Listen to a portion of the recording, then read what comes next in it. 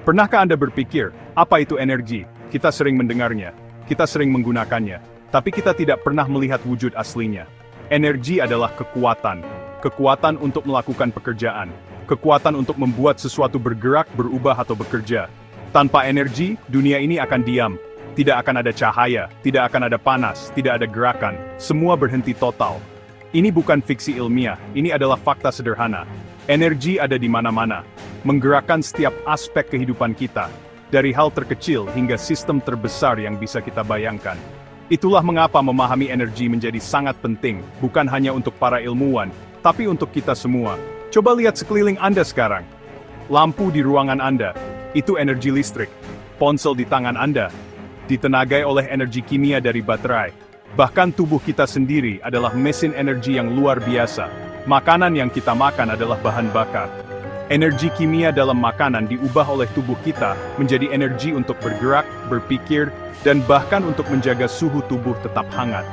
Jadi, energi bukanlah konsep yang jauh di sana. Energi adalah bagian dari diri kita. Energi adalah apa yang membuat kita hidup dan berfungsi setiap detiknya.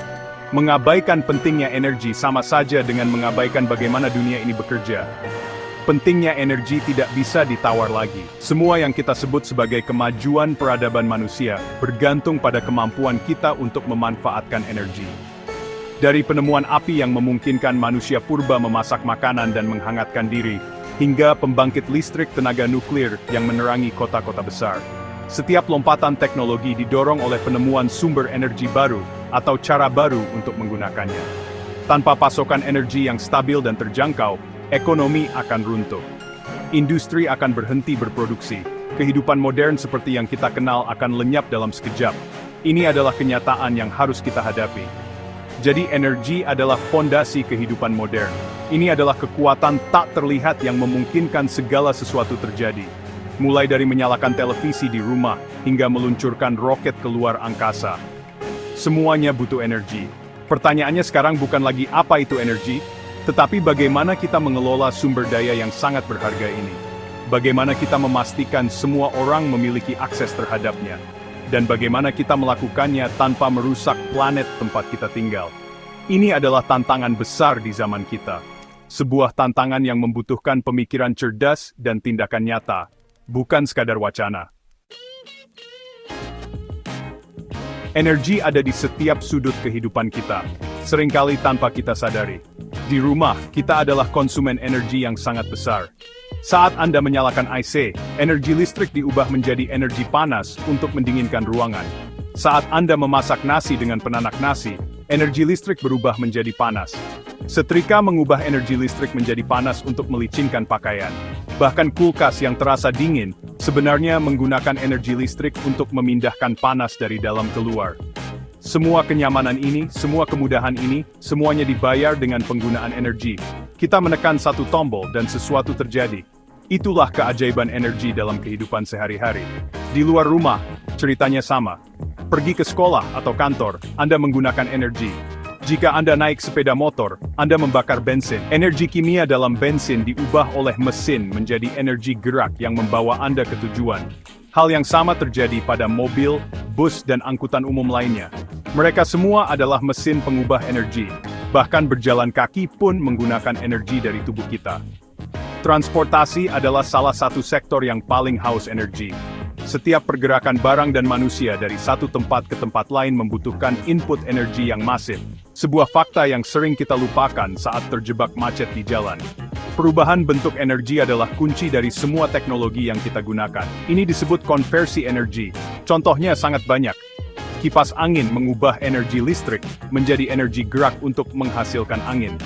Radio mengubah energi listrik menjadi energi suara. Saat Anda mengisi daya ponsel, energi listrik dari stop kontak diubah menjadi energi kimia untuk disimpan di dalam baterai. Memahami proses perubahan ini membantu kita mengerti cara kerja alat-alat di sekitar kita. Ini bukan sihir, ini adalah ilmu fisika yang diterapkan. Setiap alat dirancang untuk mengubah satu bentuk energi menjadi bentuk lain yang kita butuhkan. Sebagai negara kepulauan, Indonesia sangat bergantung pada transportasi laut. Kapal-kapal besar yang berlayar di perairan kita adalah contoh nyata penggunaan energi dalam skala raksasa. Kapal kargo, kapal penumpang, dan kapal nelayan Semuanya membutuhkan bahan bakar untuk menggerakkan mesin diesel mereka yang kuat. Energi kimia dari bahan bakar solar diubah menjadi energi mekanik untuk memutar baling-baling raksasa, mendorong kapal melintasi lautan. Tanpa energi ini, logistik antar pulau akan berhenti, distribusi barang pokok akan terganggu, konektivitas Indonesia sebagai negara maritim akan lumpuh. Energi adalah darah yang mengalir di urat nadi perkapalan nasional. Ketergantungan kita pada bahan bakar fosil seperti minyak dan batu bara memiliki konsekuensi. Sumber daya ini terbatas. Suatu saat nanti, pasti akan habis. Selain itu, pembakarannya menghasilkan polusi yang merusak lingkungan dan berkontribusi pada perubahan iklim. Ini adalah masalah serius. Kita tidak bisa terus-menerus mengandalkan sumber energi yang merusak rumah kita sendiri. Oleh karena itu, dunia sekarang berlomba-lomba mencari solusi. Solusi itu bernama energi alternatif atau energi terbarukan. Ini adalah sumber energi yang lebih bersih, lebih ramah lingkungan, dan tidak akan habis. Ini bukan lagi pilihan, tapi sebuah keharusan untuk masa depan. Salah satu energi alternatif yang paling populer adalah tenaga surya. Matahari adalah reaktor fusi nuklir raksasa di langit yang memberikan energi gratis setiap hari. Dengan menggunakan panel surya, kita bisa mengubah energi cahaya matahari langsung menjadi energi listrik. Bayangkan atap rumah, gedung perkantoran, bahkan permukaan laut dipasangi panel surya. Kita bisa menghasilkan listrik di tempat kita membutuhkannya. Sumber energi ini bersih, tidak bersuara, dan perawatannya minimal. Indonesia, sebagai negara tropis yang disinari matahari sepanjang tahun, memiliki potensi luar biasa untuk mengembangkan tenaga surya. Ini adalah potensi yang tidak boleh disia-siakan. Selain matahari, kita punya angin.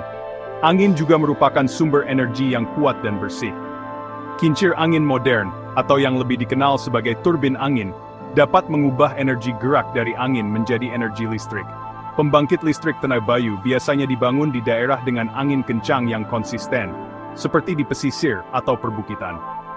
Meskipun membutuhkan area yang luas, energi angin adalah salah satu sumber energi terbarukan yang paling efisien.